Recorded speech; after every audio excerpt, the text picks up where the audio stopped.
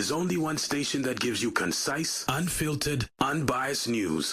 Power 98.7. Now we're talking. So in our Tech Hour feature here this evening, we're going to be looking at so there's the number of companies and organizations that compromised by a security vulnerability in Microsoft Corporation's SharePoint service is increasing rapidly, with a tally of victims soaring more than sixfold in just a few days, according to one research firm. Hackers have breached about 400 government agencies, corporations, and other groups, according to estimates from iSecurity, which is a Dutch cybersecurity company that identified an early wave of the attacks last week. Now that number is up roughly 60 based on the previous estimate provided on Bloomberg News. The security firm saying that most of the victims are in the United States, followed by Mauritius, Jordan, South Africa, and the Netherlands. Well, let's get more on this one. We've got technical director at Ionski. This is Sbusiso Seshe. Good evening, and thank you so much for your time this evening. Oh, I beg your pardon, sorry, Sbusiso. And now we've got you on. There we go. Good evening. Yeah, good evening. And thanks for having me on. Thank you so much for coming on. Maybe let's, with this one, I think let's start with the basics and let's understand what is at play here. All right, so it is hackers at work again. Now, let's tell us a bit more about this Microsoft Microsoft product, this SharePoint, and and what it's all about, and what led to this, or how this hack came about. Yeah, so Microsoft SharePoint is a collaborative and document management platform, right? Mostly used by organizations for their intranet and obviously also to host content. So basically, what happened was that two vulnerabilities were discovered independently, but then what happened was that a researcher was able to combine the two vulnerabilities together to get something that we called a remote code execution. Basically, they have full access to the underlying software, the operating system of the system, and then basically by combining these two vulnerabilities, they could get access to the corporate network by exploiting the vulnerability on SharePoint. And then obviously those starts obviously go to the SharePoint, and it's hosting mostly documents and other very important sensitive files. Then obviously the hackers will get access to those files as well. Now, I've mentioned the countries in which it was, where this is where the biggest hit, and which seems to include South Africa. What was the extent of the damage? To the extent how badly compromised were those entities that were hacked, and what was the type of hack? Is this now, was this for disrupting the operations, or is this I suppose that has the effect of disrupting operations, and then this is now to do, and then followed with accompanied by demand for ransom? Yeah, so in most situations it was basically the previous weekend. So the previous weekend of the previous weekend of the 18th. So that weekend, 18, 19, and 20, that's when the vulnerability really came out, and the hackers were able to exploit it on the internet. So most organizations that were being attacked were basically just, unfortunately, that they were just they have their SharePoints on the internet, and these hackers were able to compromise them. And most of the times when they compromise them, they just play something called a web shell. So a web shell is just something that they can come in later to see what files are being stored inside there. It wasn't a very few occasions that the hackers did deploy some ransomware on the organizations to obviously try to force them to pay.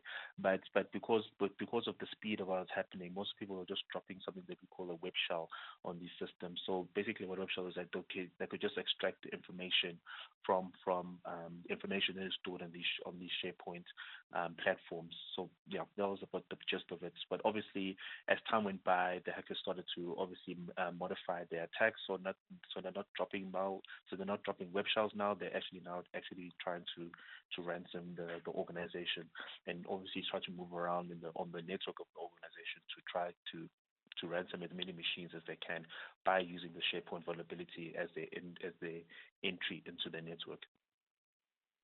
For their part, how are Microsoft explaining this, or how are they responding? So Microsoft have responded to it. They've released a patch that they released on the 21st of July. But obviously, it's a little bit too late because the hackers have already gotten like a head start on it, and also because it's SharePoint, and most of the attacks mostly happened on the weekend when most people were obviously enjoying their weekend. So was that deliberate, you think, to limit the damage, or would that be speculative, really? Yeah. So basically, there's sort of like a running joke in cybersecurity where they always release the most damaging exploits on a Friday because they know most people can't patch it till the Monday. But it's just that on this one, it's just very unfortunate. It just came out the weekend that the hackers were able to figure out how to chain everything up together to be able to do the full exploit. So basically, the organizations can just apply the patch to it and reboot the machine. But if they did have a SharePoint server internet facing, I will always recommend to them that they'll need to dig in a bit more deeper and actually try to figure out, have they actually been compromised, or the guys have they been compromised? Number one, is a SharePoint compromised, and number two, were the hackers able to move around in the network? So they have to do some sort of like threat, we call it threat hunting on the internal network, just to see, have they been compromised. And for those entities, I mean, I don't know, when this type of thing happens, those entities that were affected, do they then turn around and look at Microsoft, or is it a case of, no, hang on, we've sold you the product, but and as far as your own cybersecurity, that can't be on us. So how does this one play out? So Microsoft hands are, in inverted commas, are sort of like it's out of their hands because end of the day they're selling a product and it's up to you to protect the product. And end of the day, but so it's very unfortunate. So basically, this is why that's like this in cyber terms, it's like we could get cyber insurance. But then my model of anything is, if you put something on the internet, you got to make sure that it's fully protected, even from things that you don't know about, because end of the day, there's got to be an attack on something. So the more you know about what you're exposing on the internet and making sure that it's fully isolated from your internal network, the better you're going to be. And I mean, has there been a value, a monetary value that has been attached to the impact of these attacks? No, not as much, because it wasn't like the previous attack where the CrowdStrike attack, which basically stopped planes and just basically shut down airports. So this one is really going to be only in those organizations that were using SharePoint on premise. So basically they were hosting their own SharePoint. So Microsoft have been sort of like pushing organizations away from hosting their own SharePoints to basically using SharePoint in the cloud, which is managed by Microsoft, which means that they'll have the patches applied to their systems, as the vulnerabilities come out as well. So there hasn't really been a monetary value that's been placed on those vulnerabilities as yet. So how is the industry treating this particular case and this one? Is this one that is causing alarm? Is there fear of whether this may have been just a start of something bigger? So, are they particularly targeting this product? they've been targeting Microsoft products. For example, so before SharePoint, there was another very big exploit on Exchange server. So this is how you send your emails. So you use Outlook. Your Outlook connects to an Exchange server. So if you're running Exchange on premise, which is like running the same ways of like how you run SharePoint on your own environment, there were a couple of vulnerabilities that came out that will basically allow the hackers to get full access to it. It's not like there were like there's like there's something coming around where people are building up to just attack these softwares. The attackers are always looking for vulnerabilities on software, and so they're just opportunistic. This is not like some drawn out, planned and well coordinated attack. Yeah, so basically, in cybersecurity, we have something. The people that are called vulnerability researchers, and their sole purpose is to find these vulnerabilities in these softwares. So if you think of it like as a builder, right? So you're building this house, and then somebody comes and says, "Oh no, you built that wrong." So you fix that issue, but then by you fixing that issue, you could introduce a new vulnerability, a new risk somewhere else in your building. So these researchers are trying to like always looking for these issues in the software. So there's always going to be vulnerabilities that are coming out in this software. So that's the reason why I'm a very big proponent of try to have as little on the internet as you can, and if you are going to have something on the internet, make sure that at least you've got something called a WAF, so the web application firewall. So sort of like it's a line of defense as well. If big organizations or big entities such as the ones that were hit in the various countries, or even products I suppose it doesn't really matter which company's products are under attack, but what worries me, it seems to be that the level of security that one can put up, it seems like, I think generally we all hope that the security that we have in our homes, for example, is adequate. But when it comes to protecting, online and your information that is, so when it comes to cybersecurity, it just seems like enough is never enough. Yeah, unfortunately, you're correct. Enough is never enough, and you always got to work on the worst case scenario of when an incident is going to happen in your organization, and you got to be prepared for those situations, and you try to prepare for as much as you can. For example, let's use a SharePoint vulnerability one. So if you had an exposed SharePoint, and it's got compromised, or you think it got compromised, then you gotta start acting quickly. As you start having like a playbook of what exactly you gotta do in a situation where something happens within your organization. So most organizations should have some sort of a playbook of like what to do when incidents do happen and how to manage it. But the most important thing here is making sure that you manage the incident so it doesn't run away from you as well. Yeah. Right. Okay. My guest this evening is Siso Seshi. We're talking about this recent news that came out of the compromised. The number of companies that were and organizations that were compromised by security vulnerability in Microsoft SharePoint servers is increasingly, increasing rapidly. Rather, yeah. Do we have a sense whether it's under control now? And what happens next? As everything, how do things get back to normal, if we can say, after something like this? So in short, with this one, the only way that the organization is going to know that they can't get attacked is by making sure that they patch the SharePoint software. And they start looking at other softwares that they have on the internet just to make sure that they're fully patched. So, and then once they've done that, then obviously they'll need to do some threat hunting in the internal network just to make sure that they have not been compromised as well. But just looking forward, and then obviously planning for the future is that you got to have a really good understanding of what you have on your internal environment, especially, and then obviously more especially on the internet, because anything that you have on the internet will get looked at and can get attacked. So you got to have a really good understanding of it, and then having a really good team that if something does come out, that you can act at very quickly in making sure that you can remediate that vulnerability or whatever the risk is on the system.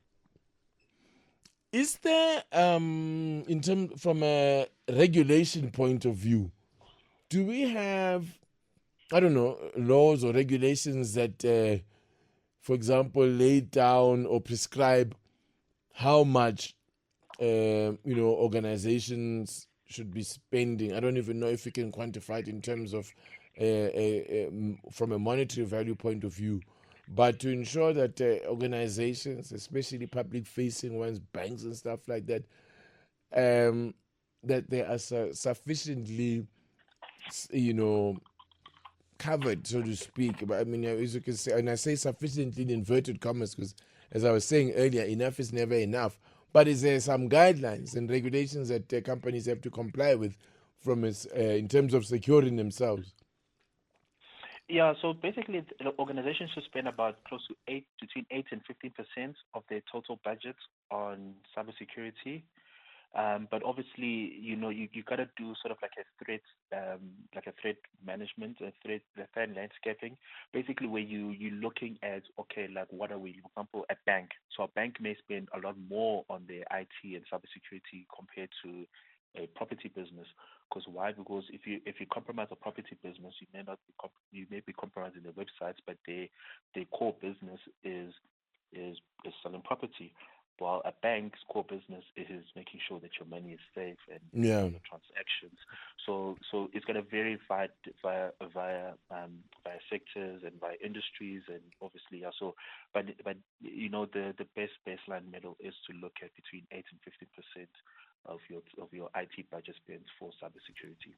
Yeah, I suppose the higher your threat levels, the more you'll be able to spend. What I didn't realize is that it can get as high as 50%. Wow. Sorry, 15. Sorry, 1.5. Oh, sorry, 1.5. Okay. Oof. 1.5. Yeah, all right. Shoo. 15%. Yeah. I was going to say, why? You are in business just to secure your your systems, if you're spending that kind of money. Yeah, but there are a lot of organizations that spend. I think that's spend a lot more on the cybersecurity because obviously, if you think of it this way, like if you get compromised, the distrust from the public can even hurt you even more. So they might find that like, nah, we got to spend a little bit more on our cybersecurity because why? Because you don't want the bad publicity, and then obviously it's going to tarnish our name and our brand. Yeah. So apart from the obvious, which is the fact that all these systems that were hacked were all running Microsoft's SharePoint,